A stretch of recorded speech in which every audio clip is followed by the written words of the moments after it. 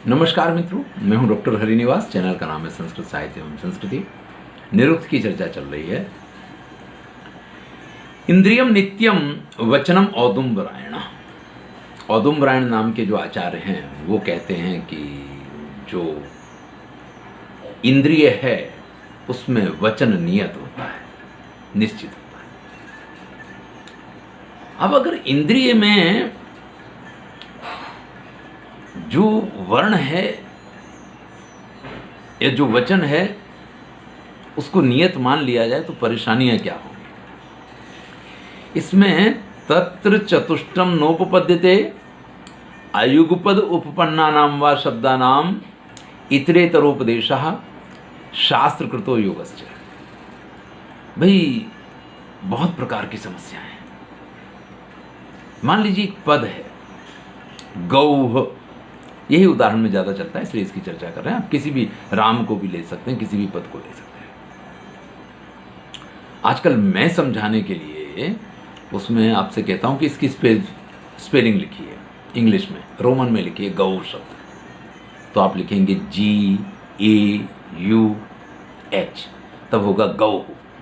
इसमें 4 पद है, चार वर्ण मिलकर के और ये गौ जो पद है वो तैयार हुआ है।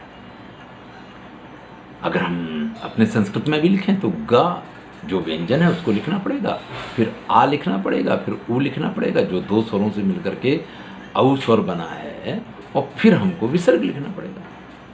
तो इस प्रकार से इसमें 3 स्वर हैं, आ, ऊ और विसर्ग। अगर आप विसर्ग को स्वर में गिनते हैं तो, और पहले ग तो व्यंजन है ये, और ये 4 मिलकर के गौ बनता है।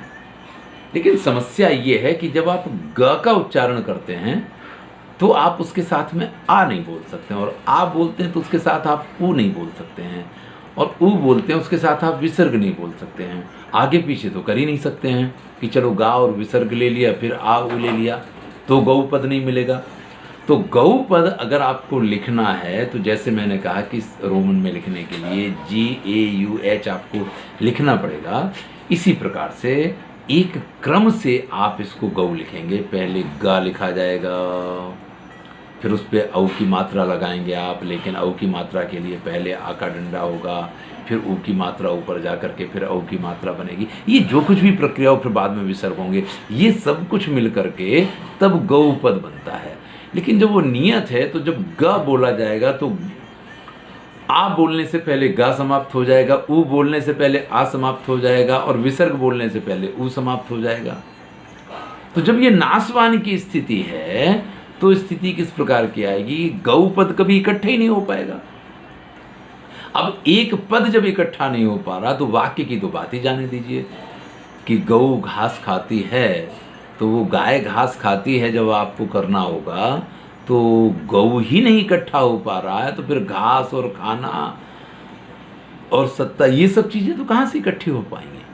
तो ये सबसे पहला दोष है। दूसरा दोष उन्होंने कहा कि आपने कहा था कि नाम और आख्यात की बात आए तो उसमें आख्यात की प्रधानता होती है, हैं?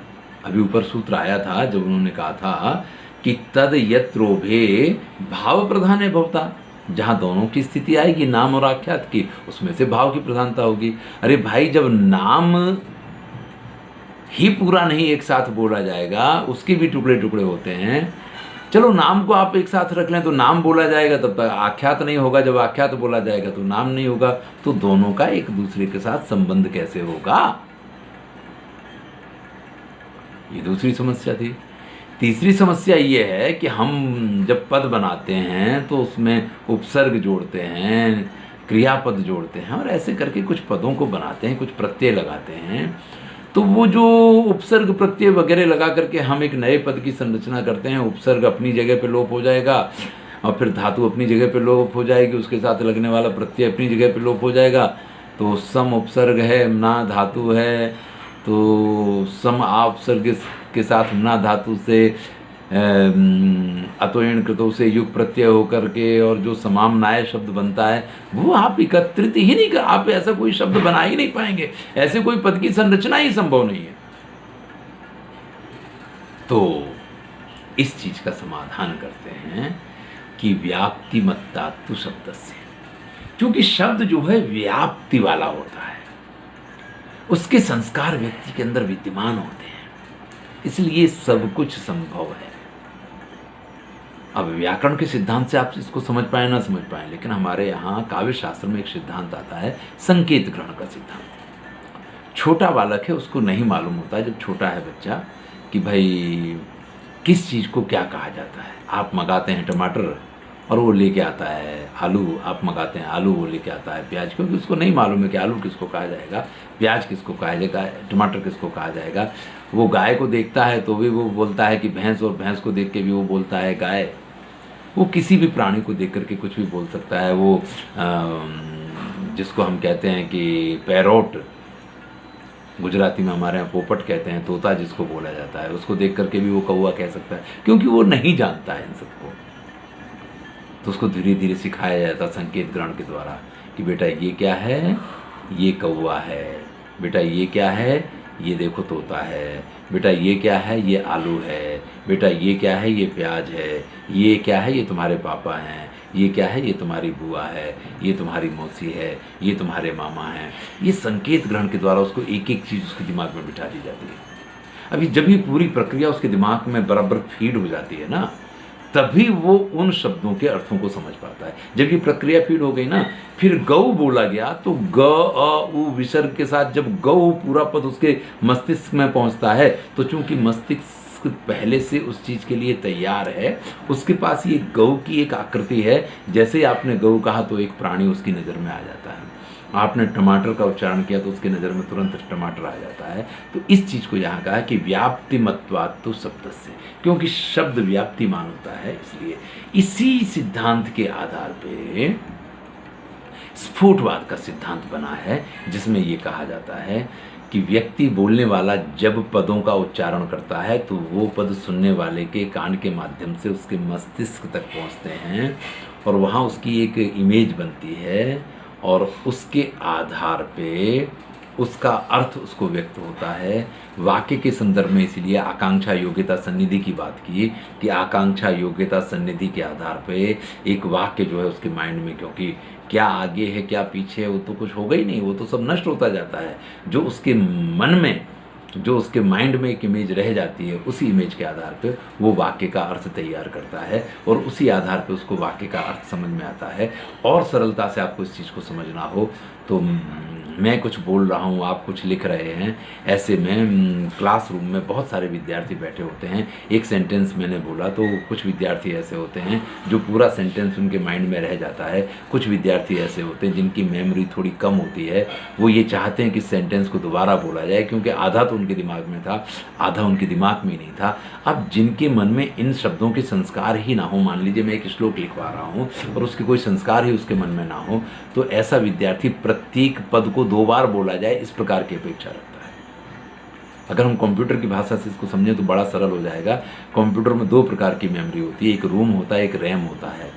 रोम जो है वो उसकी सारी क्षमता है, जिसको जो कुछ भी उसके अंदर रखा जाएगा। जो उसकी रैम है वो उसकी टेम्परेरी मेमोरी होती है, जिसके आधार पे जो कुछ आपने किया है, जब रैम बहुत कम होती है तो थोड़ा सा काम आप करते हैं तो कंप्यूटर उससे आगे हैंग हो जाता है, काम लेने के लिए तैयार नहीं होता। जब उसकी रैम अधिक होती है तो उससे ज़्यादा काम कंटिन्यू कर सकता है। इसी प्रकार से प्रत्येक व्यक्ति के जो मन है, जो बुद्धि कहिए या जो उसका दिमाग कहिए, उसके अंदर व्याप्तिमत्ता तो शब्द से, शब्दों की एक व्याप्ति होती है, एक इमेज उसमें तैयार होती है। आपने जब कहा कि गौ, तो गौ की इमेज उसके लिए बाहर आ गई। आपने जिस शब्द का प्रयोग किया वो शब्द उसके मन में पहले से फीड किया हुआ है। चलिए हम एक और उदाहरण कंप्यूटर के आधार पर समझते हैं। मान लीजिए किसी कंप्यूटर में हिंदी सॉफ्टवेयर आपने नहीं डाला है, और अगर आप वहाँ पे बैठ करके हिंदी टाइपिंग करते हैं तो हिंदी टाइपिंग नहीं लेगा। अगर आपने उसमें कन्नड़ सॉफ्टवेयर डाला तो कन्नड़ लेगा, लेकिन हिंदी नहीं लेगा। लेकिन अगर आपने हिंदी सॉफ्टवेयर डाला है और आप कन्नड़ में टाइप कर रहे हैं तो वो कन्नड़ नहीं लेगा, तो हिंदी लेगा।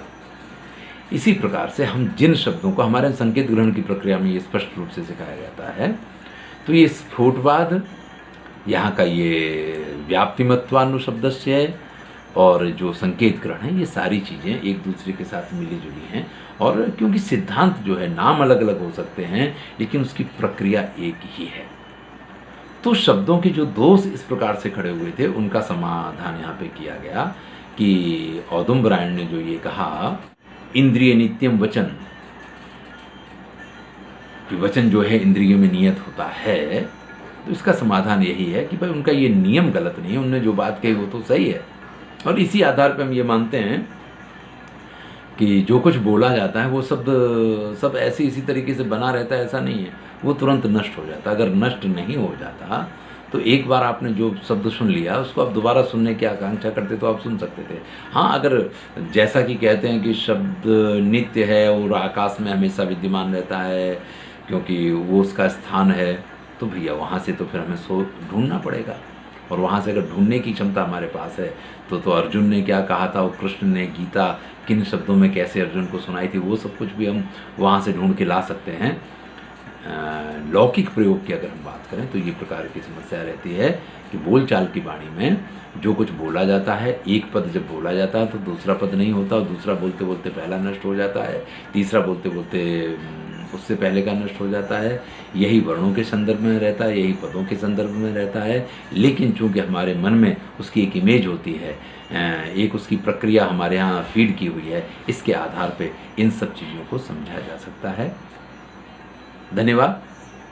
छोटा सा वीडियो है लेकिन इसमें एक महत्वपूर्ण बात की चर्चा की गई है। अगले वीडियो में हम संज्ञा क्यों और किस प्रकार से उसके स्वरूप क्या है इसकी चर्चा करेंगे। धन्यवाद। मैं हूँ डॉक्टर निवास और चैनल का नाम है संस्कृत साहित्य।